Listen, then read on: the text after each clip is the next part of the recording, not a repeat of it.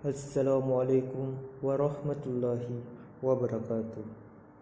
Pertama-tama marilah kita memanjatkan puji syukur kepada Allah Subhanahu wa taala yang telah melimpahkan pahala, rahmat serta hikmahnya sehingga kita semua selalu sehat dan dalam perlindungannya.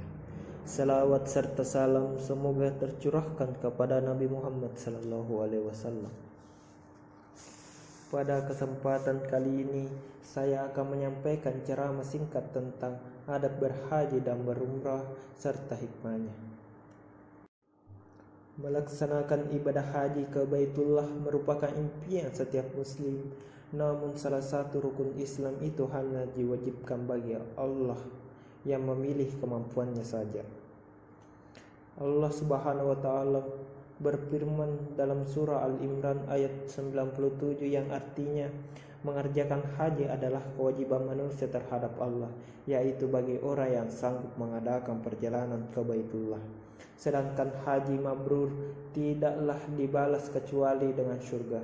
Sabda Rasulullah sallallahu alaihi wasallam, hadis riwayat Bukhari dan Muslim.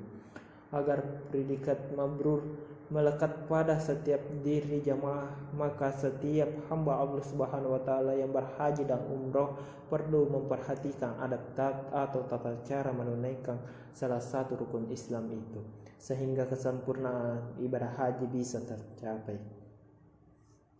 Lalu, apa saja adab-adab yang perlu diperhatikan setiap jamaah yang akan menunaikan ibadah haji? Syekh Abdul Aziz dan Fathi Ashid Nada dalam kitab Mausu'atul Adab Islamiyah menjelaskan sederet adab berhaji dan umroh yang sesuai dengan tuntunan Al-Quran dan hadis. Yang pertama yaitu mengikhlaskan niat haji hanya kepada Allah Subhanahu wa taala yang semata. Menurut Syekh Syahid Nada, seseorang tidaklah mendapatkan balasan dari amal yang dikerjakannya kecuali sesuai dengan yang diniatkan. Allah Subhanahu wa taala sendiri telah mewajibkan berhaji semata-mata untuk meraih keridhaannya. Maka dari itu, hendaknya niat seseorang menunaikan haji dan umroh semata-mata karena Allah menunaikan kewajibannya yang diperintahkan Allah. Tutur ulama terkemukakan itu. Ia mengingatkan janganlah naik haji karena ria supaya dianggap hebat atau hanya ingin mendapat gelar haji saja.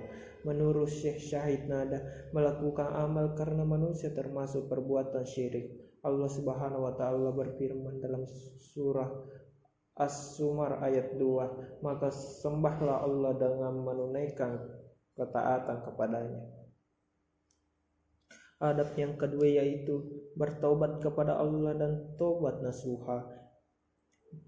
Seseorang yang hendak melaksanakan ibadah haji dan umroh wajib bertaubat kepada Allah dari segala dosa yang pernah dikerjakan sebelum berangkat melaksanakan ibadah tersebut. Taubat sangat ditentangkan bagi setiap muslim. Allah Subhanahu wa taala berfirman dalam surah At-Tahrim ayat 8 yang artinya, hai orang-orang yang beriman, bertobatlah kepada Allah dengan taubat yang semurni-murninya. Bertobat nasuha lebih ditekankan lagi kepada para calon jamaah haji, karena mereka tidak tahu apa mereka akan kembali atau tidak. Bisa jadi mereka akan menghembuskan nafas terakhirnya di tanah suci. Adab yang keempat yaitu menjaga adab-adab safar berkaitan dengan haji dan umroh. Di antara adab safar dan haji dan umroh adalah melakukan sholat istikharah untuk memilih untuk keberangkatan sarana transportasi, kawan seperjalanan dan waktu keberangkatan. Selain itu, calon jamaah haji juga harus melunasi utangnya sebelum berangkat atau meminta izin kepada orang-orang yang dia utanginya. Paparnya. Selain itu, calon jemaah juga harus meminta izin kepada orang tuanya menulis wasiat, menunjukkan orang yang terpercaya untuk menjaga keluarganya, dan meninggalkan nafkah yang cukup bagi mereka, membawa bekal yang cukup dan nafkah halal, dan memilih teman seperjalanan yang soleh, serta pamitan kepada anak keluarga, sebaiknya calon jamaah haji banyak berdoa dan berzikir dalam perjalanan. Adab yang kelima yaitu mempelajari hukum-hukum yang berkaitan dengan haji dan umroh. Menuntut ilmu merupakan kewajiban setiap muslim supaya awal yang dilakukan benar-benar sesuai dengan syariat. Menurut Syed Nada, ilmu adalah imam yang bagi amal. Dan amal tanpa didasari ilmu seringkali menjadi menyesatkan. Kadang-kadang orang yang berhaji atau umroh terjatuh ke dalam perbuatan yang dapat membatalkan amal atau mengurangi pahalanya. Oleh karena itu, seorang calon jamaah haji atau yang mengerjakan umroh wajib mempelajari berbagai hal yang berkaitan dengan keduanya, baik dari buku, kaset maupun VCD tutur-tuturnya. Adab keenam yaitu membawa bekal yang cukup dari nafkah yang halal. Seseorang yang hendak naik haji atau umroh membutuhkan bekal yang banyak, baik nafkah secara perjalanan maupun ketika manasik.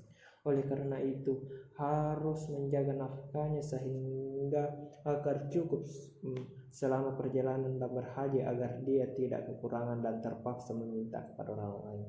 Selain itu, nafkah yang dibawa naik haji harus berasal dari harta yang halal. Sebab itu seorang menunaikan ibadah haji dengan harta yang haram, misal hasil merampok, mencuri, korupsi, maka sejumlah ahli mendapatkan bahwa hajinya batal atau hajinya sah tetapi tidak dapat dosa besar. Ujur Syed Nada. Adab yang ketujuh yaitu memperbanyak sedekah. Amal yang sangat dicintai Allah, mendatangkan keridhaannya dan mencegah kemarahannya.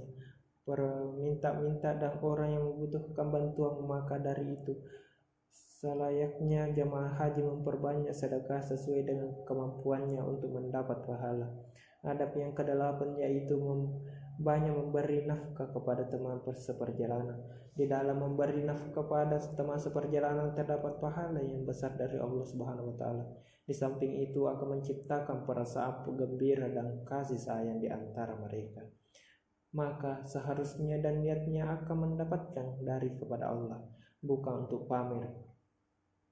Bertakwa kepada Allah berarti menetaati apa yang Dia perintahkan dan menjauhi apa yang Dia larangannya. Semua jenis ibadah di dalam Al-Quran dan agama Islam pasti punya hikmah yang tinggi. Demikian pula dengan ibadah haji dan umroh. Hikmah dan dilaksanakan ibadah haji dan umroh yaitu yang pertama meningkatkan kedisiplinan, yang kedua meningkatkan kualitas diri dalam beribadah, memunculkan sifat yang sabar, melahirkan rasa solidaritas keluarga, meningkatkan dakwah. Selain 5 hikmah dan pelaksanaan ibadah haji dan umroh di atas, tentu masih ada banyak hikmah yang lain. Setiap umat masih punya sudut pandang yang berbeda terhadap pelaksanaan ibadah yang harus dilaksanakan di tanah suci.